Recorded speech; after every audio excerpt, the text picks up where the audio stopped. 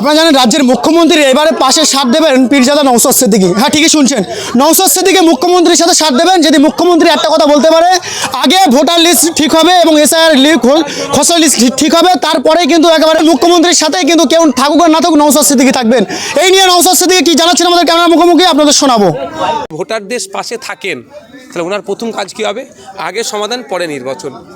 এইটা ওনার আওয়াজ তোলা, এবং এই আওয়াজটা যদি মমতা ব্যানার্জি তোলে, কেউ মমতা ব্যানার্জির পাশে থাকুক আর নাই থাকুক, নওশাদ সিদ্দিকী মমতা ব্যানার্জির পাশে থাকবে, কারণ ভোটারদের স্বার্থই হচ্ছে আইএসএফের বড় স্বার্থ।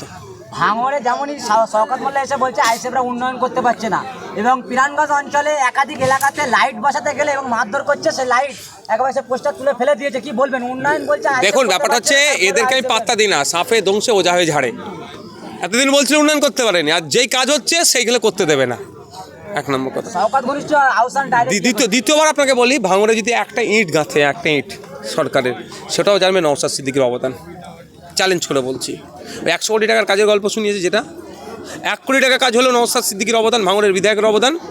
কারণ যা করবে, একটা ইট গাঁথলেও সেটা ভাঙড়ের উন্নয়নের জন্য। আমি বিধানসভায় বলেছি, আমি বিরোধী দলের বিধায়ক, আমার কাজ হচ্ছে সরকারকে প্রস্তাব দেওয়া। আমার ভাঙড়ে এই লাগবে, কেমন প্রস্তাব দিয়েছিলাম? ভাঙড়ে একটা স্পোর্টস কমপ্লেক্স করা, ভাঙড়ে 5টা লাইব্রেরি আছে, লাইব্রেরিয়ান দেওয়ার কথা। আগামী দিনে স্পোর্টস লাইব্রেরিয়ান আসবে। ও ডিমান্ডটা কার? নওশাদ সিদ্দিকীর। হ্যাঁ, ফিতেটা হয়তো শওকত সাহেব কাটছেন। এই যে 1 নম্বর ব্লক থেকে 2 নম্বর ব্লকে যাওয়ার যে ব্রিজটা তৈরি হচ্ছে, আমার বলা তো বিধানসভার মধ্যে, ফিতে নাহলে শওকত সাহেব কেটেছেন, দাবি তো আমি করেছি। তিনি তো দাবি করছেন যে নওশাদ সিদ্দিকী কিছু করছে না, সব তো আমারই পক্ষ থেকে। ওই জন্য তো আমি সরকারে আছি, আমি করবো কেন? আমি সরকারে থাকলে এটা বলতে পারতেন আপনি আমাকে কোশ্চেন। উনি যদি ফালতু কথা বলে, সেটা আপনি তো বললে হয় না। সরকারের কাজ হচ্ছে বিরোধীরা সরকারকে আয়না দেখিয়ে দেওয়া, যে এই জায়গায় এইটা, সরকার সেটাকে নিয়ে করা, এটা হচ্ছে কাজ। ভাঙড়ে আইএসএফ এবং তৃণমূল ডবল উন্নয়ন হচ্ছে ভাঙড়ে বিষয়টা। আচ্ছা, হবেই তো। আমি তো আগের দিনে বললাম, দেখুন সুজাপুর বিধানসভায় 52% নাম অ্যাডজুডিকেশন, লক্ষাধিক মানুষের নাম অ্যাডজুডিকেশন, আর ভাঙড়ে মাত্র 11,500। কেন?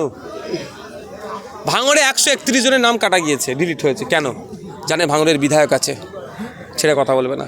যাদের বৈধর পরে যাদের নাম কাটা গেছে, আমি মামলা করছি কলকাতা হাইকোর্টে, আমি তো সুপ্রিম কোর্টে মামলা করেছি, এবং তাদেরকে মামলা করাচ্ছি, খরচ আমি দেবো।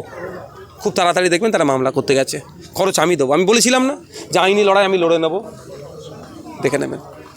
তাই কেন এই ডবল উন্নয়নের কথা বলছো?